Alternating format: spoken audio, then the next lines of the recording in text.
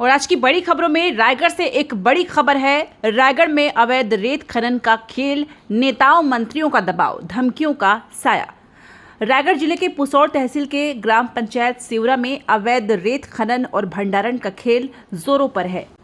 स्थानीय रसूखदारों के द्वारा जेसीबी मशीनों के जरिए नदियों का सीना चीरकर रेत का अवैध उत्खनन और भंडारण किया जा रहा है। इस रेत को अधिक दामों पर बड़े पैमाने पर बेचा जा रहा है, जिससे सरकारी राजस्व को भारी नुकसान हो रहा है। मानसून के चलते रेत घाटों पर प्रतिबंध और टेंडर निरस्त होने के बावजूद यह अवैध कारोबार बेरोक टोक जारी है।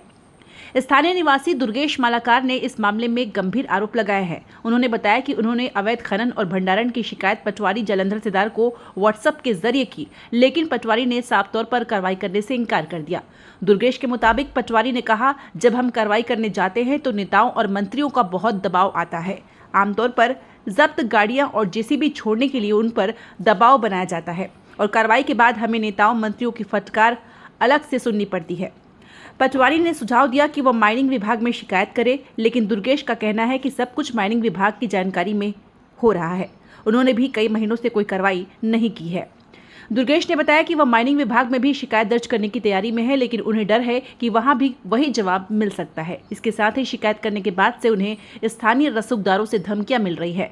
दुर्गेश के अनुसार उन्हें चेतावनी दी गई है कि अगर उन्होंने शिकायत करना बंद नहीं किया तो उनके साथ कोई घटना हो सकती है, जिसके लिए वह खुद जिम्मेदार होंगे। वहीं दुर्गेश ने कहा, छत्तीसगढ़ के मुख्यमंत्री ने बयान जारी किया था कि रेत के अवैध कारोबार में कड़ाई से प्रतिबंध लगा रहेगा, पर यहां तो उनके भी बयान की रेत माफिया धज्जियां उड़ा रहे हैं।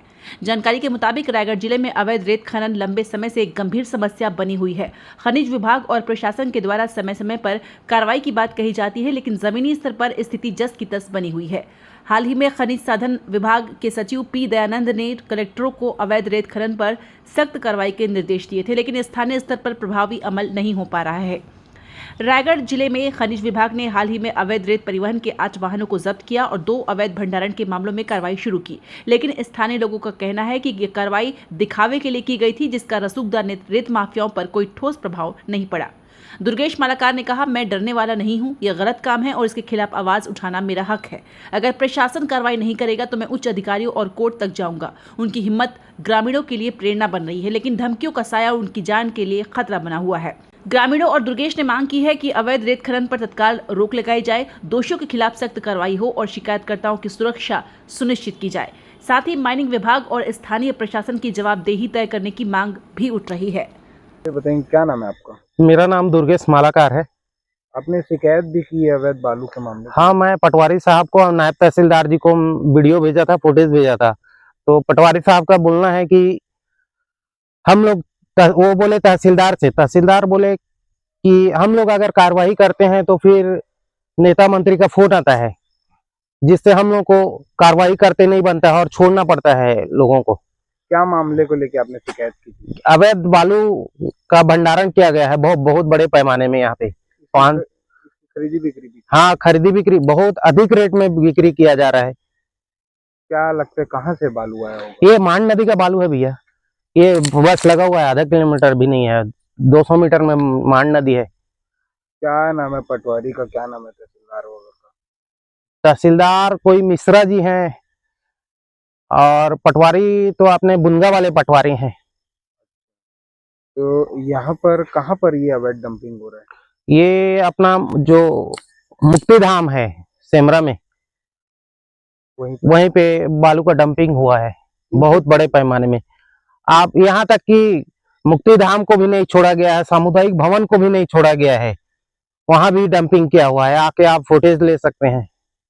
किनके द्वारा कराया जा रहा है ये हमारे गांव के रसूखदार लोगों के द्वारा। इस पर कार्रवाई चाहते हैं आप? हाँ, इस पर कार्रवाई होना चाहिए। एक प्रकार का भ्रष्टाचार है। लोगों को प्रधानमंत्री आवास आ रहा है, उसमें बहुत कम अमाउंट रहता है, उसमें बिना यहाँ पे 2000 2500 में बालू का बिक्री किया जा रहा है। ये बहुत बड़ी गलत हो रही है, भ्रष्टाचार हो रहा है। इसको बंद होना चाहिए और इस पर कार्रवाई होना चाहिए। कार्रवाई अगर नहीं होगी तो क्या कुछ किया जाएगा? कार्रवाई नहीं होगी तो फिर ऊपर जाना पड़ेगा और अधिकारियों के पास। एक तरफ छत्तीसगढ़ के वित्त मंत्री ओपी चौधरी का कहना है कि बालू पर रोक लगाई जाएगी, कार्रवाई होगी। मुख्यमंत्री का बयान आया था।